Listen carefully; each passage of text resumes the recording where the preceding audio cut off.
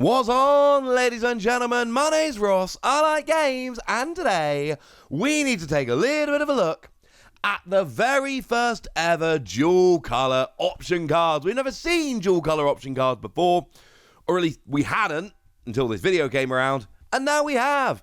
And these seem kind of fun. These are coming from the starter decks, and we've got one which is dual colour blue and green, obviously, and one which is dual colour yellow and purple, obviously. Now, our translation here comes from the lovely folks over at Ensan Gaming, and I believe the lovely folks over at DTCG Review as well. Yes, they have also given a translation, and just have confirmation here which says that you must have both colours in order to be able to play them.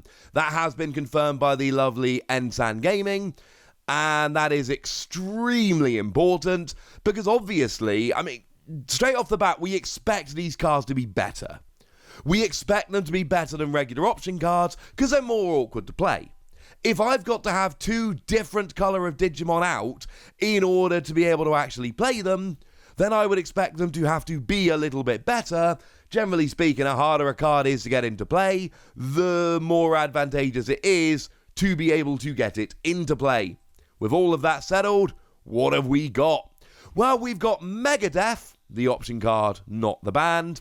A 5-cost option card, this one is blue and green. And what you do is you suspend one of your opponent's Digimon, and then you choose one of your opponent's suspended Digimon and put it back into their hand. Yes. Brilliant. Absolutely brilliant. Because the fact of the matter is, we could look at, and this is clearly like green and blue, yeah? Suspending a Digimon, green. Putting a Digimon back to their hand, blue. I love, and I'm sorry, this really makes me happy. I love the fact that it's a blue-green option card that plays like a half-blue, half-green option card. I mean, really what we've got here is Flower Cannon, because Flower Cannon suspends one of your opponent's Digimon. This is literally Flower Cannon, or at least the first half of it is literally Flower Cannon. And then the second part puts a suspended Digimon back to their hand. Well, this is basically Cocytus Breath. Now, admitted, now that's a 7-cost card. So you're basically getting kind of 9-cost worth of option cards in a 5-cost card. Now, admittedly, Cocytus Breath can return any Digimon back to your opponent's hand, whereas this can only return a resting Digimon back to their hand. But then again, we've also got to remember that this lets you suspend one of their Digimon. Now, obviously, the best situation here is you suspend one of their Digimon, not the one you want to put back to their hand, and then you put one back to their hand because it was suspended anyway. But this can just be a 5-cost Cocytus Breath. This could, instead of being a Flower Cannon and Cocytus Breath in one, this could just be a 5-cost Cocytus Breath. You look at your opponent's board, you go, hey, I want to get rid of that Digimon. You suspend it, and then you choose that suspended Digimon to put it back to your opponent's hand, and you've basically taken a 7-cost option card and played it as a 5-cost. And again, that's the worst case scenario. Hopefully you also get to suspend. So what we've got here is a frankly brilliant option card, and I really don't think there's much counter-argument here. This is a brilliant option card. If you compare it to similar option cards, it's just better.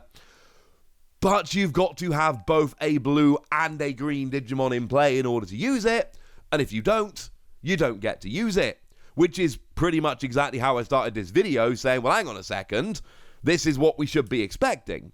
We should be expecting an extremely good card, with the caveat that it's going to be a pain in the, the neck, I think is a polite way to put it, to actually get it into play.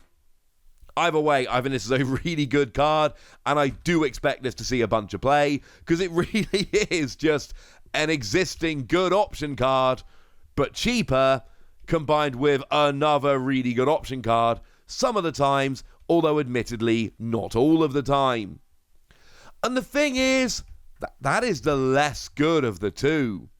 Because the other one, I've already seen a bunch of comments referring to it as basically broken, and there is a chance, ladies and gentlemen, There is a chance. It's Chaos Degrade. It's an 8-cost option card. Bearing in mind what I've already said, if it's an 8-cost option card, and you've got to have 2 different colours of Digimon out to play it, this better be good. What you do is you choose one of your opponent's Digimon and put it on the top or bottom of your opponent's security stack. And if you do, you trash 1 card from the top of your opponent's security. Now, you don't actually end up lowering their security here, because essentially you only get to trash a card from their security if you put a card in there. So essentially you put a card in their security, and then you trash a card from their security, and it basically ends up being a draw. Which is, not ideal and all of that, but basically you are taking one of your opponent's Digimon off the field. The thing is, and this is really important, you can put it on the top or the bottom. And this gives you so many options. If you want to trash a card from their security, but you don't want to potentially have any negative effects, although to be fair, generally trashing from security doesn't activate them, but you can just put something random on there and get rid of it. But what you can also do is go ahead and put their best Digimon in their security. But you can put it on the bottom of their security.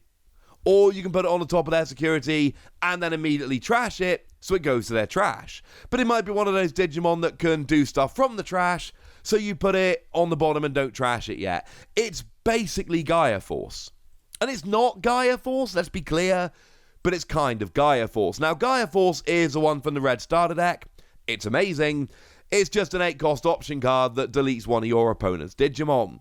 And this can do that. If you choose to put an opponent's Digimon on the top of their stack, and then trash a card from the top of their stack, you've basically just Gaia Forced them. But they don't get deletion skills. Or if there's a skill that stops your opponent being deleted by skills, this won't work.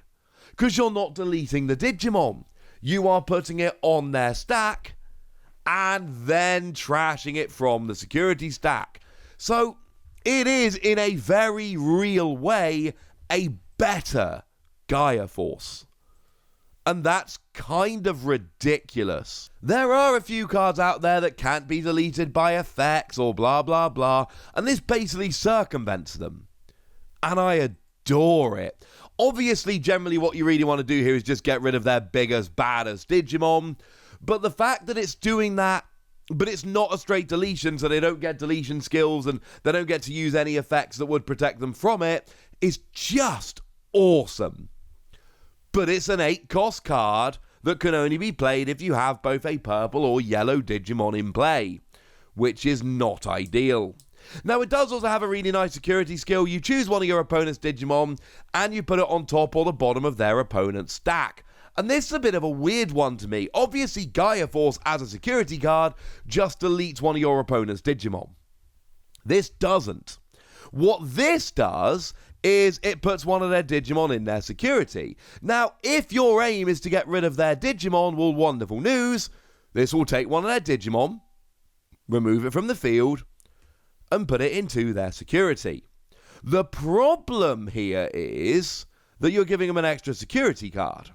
So, whereas the main effect here, you get rid of one of their Digimon, and you put it in their security, but then you immediately trash the security, which could be that Digimon or a different card if you put it on the bottom.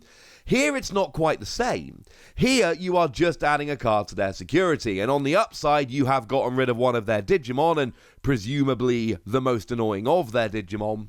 But on the other hand, you put an extra card in their security, and then you've made it longer to win. I mean, imagine if you're in the end game. We've all had those turns. In most games, you win, you have those turns where you can pull off X number of attacks. And you need to pull off X number of attacks to win. They've got 3 security, you've got 4 attacks, or 3 attacks of security plus 1, you know the deal. And then that wins you the game. But now my opponent can be attacking me just before the turn I win, and they hit this in the security, and then I choose one of my opponent's Digimon and I put it on their stack, and now all of a sudden, I need to attack 5 times to win, but I've only got 4 attacks. So, as a security card, this one makes me extremely nervous. It's a phenomenal card, it's Gaia Force, but it even takes away some of the downsides. It's awesome. But as a security card, yes, it can take my opponent's biggest threat off the field. And look, there are going to be games here where my opponent attacks, they hit the stack, and I take the one big Digimon they've been building up all game, I get rid of it, and they've got basically nothing left and I win. But there are going to be games where this coming into security actually loses me the game by giving my opponent an extra security card, and I'm going to be honest with you, that makes me extremely nervous. These are still, however, a very, very strong pair of cards. I think these are ones we have to take extremely seriously, and like I said at the beginning, we expected them to be good, and they are good, but they are dual colour cards, so you've got to bear that in mind. These are not going to be easy to play. In the starter deck, where you're playing dual colour cards, if you're playing starter deck format, they're just great. Outside of starter deck formats, you are going to have to think very carefully. Can you be affording to play the dual colour deck? And if the answer is yes, these cards are going to be a very strong consideration. But if you're not playing a dual colour deck, there's no ifs, buts or maybes, you just can't play these cards. That's what I think, but I want to know what you think. So let me know in the comment section, would you? Go nuts! Be nice! And then make sure you like this video, subscribe to this channel, follow me on Twitter at TheWasi. That's where we talk Digimon and a whole bunch of other card games. And please do consider checking out patreon.com/PTCGradio, where you can support the channel, get some bonus podcasts and all kinds of fun things. But by far the most important thing as always, look after yourselves till next time, would ya? Thank you very much for watching. My name's Ross, and you've been watching Wasi Plays.